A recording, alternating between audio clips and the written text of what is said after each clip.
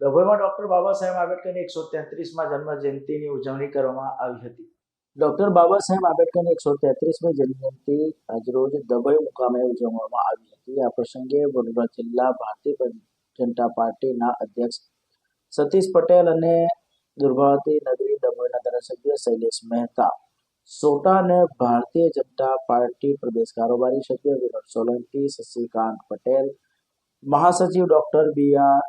જે બ્રહ્મભટ્ટ, યોગેશ અધ્યારો, રમેશ વાઘેલા, મહેશ દાજી, જિલ્લા પંચાયતના ઉપાધ્યક્ષ અશ્વિન પટેલ, નિલેશ સોલંકી, ડોક્ટર સંદીપ શાહ, અમિત સોલંકી, નવીન પરમાર, મહેશ વસાવા, કાંતિ પરમાર તેમજ વર્કર સમાજના આગેવાનો અને કાર્યકર્તાઓ સેંકડોની સંખ્યામાં ઉપસ્થિત રહી બાબા સાહેબ આંબેડકરને શ્રદ્ધાસુમન અર્પણ કર્યા હતા. ભારત રત્ન બાબા સાહેબ આંબેડકર જેમણે દેશને બંધારણની ભેટ આપી છે.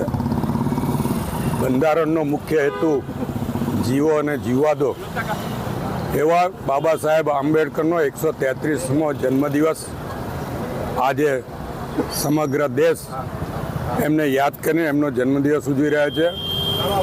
એમને જે બંધારણ આપ્યું એના જ કારણે આજે દેશ 75 વર્ષ પૂરા કરી ને આઝાદીની જે ખરેખર લોકશાહી છે કે લોકશાહીનો દેશમાં અમલ થાય છે અને આપણે સૌ આઝાદી અનુભવી રહ્યા છે, લોકશાહી અનુભવી રહ્યા છે.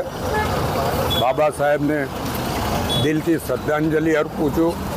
સાથે સાથે એમનો આજે 133મો જન્મદિવસ હોય ત્યારે શુભેચ્છા આપું છું અને એમણે જે રાહ ચીંધ્યો છે એ બંધારણ પર સમગ્ર દેશના નાગરિકો ચાલતા રહે અને બંધારણનો મુખ્ય સિદ્ધાંત જીવો અને જીવવા દો એની પર આપણે સૌ અમલ કરીએ અને તમામ નાગરિકો શાંતિથી સુખ રીતે અને દિવ્ય ભારતને જે સંસ્કૃતિ એ પ્રમાણે આગળ વધે. આ તબક્કે વડાપ્રધાન નરેન્દ્રભાઈ મોદીને પણ યાદ કરવા પડે. એમનું જે લક્ષ્ય છે એ પ્રાપ્ત કરવા માટે પણ બાબા સાહેબ જ્યાં પણ હોય ત્યાંથી મોદી સાહેબને શક્તિ આપે એવી અભ્યર્થના. વિડીયો જર્નલિસ્ટ ફજલ રજા ખત્રી સાથે સત્યા ટીવી ન્યૂઝ ડભોઈ.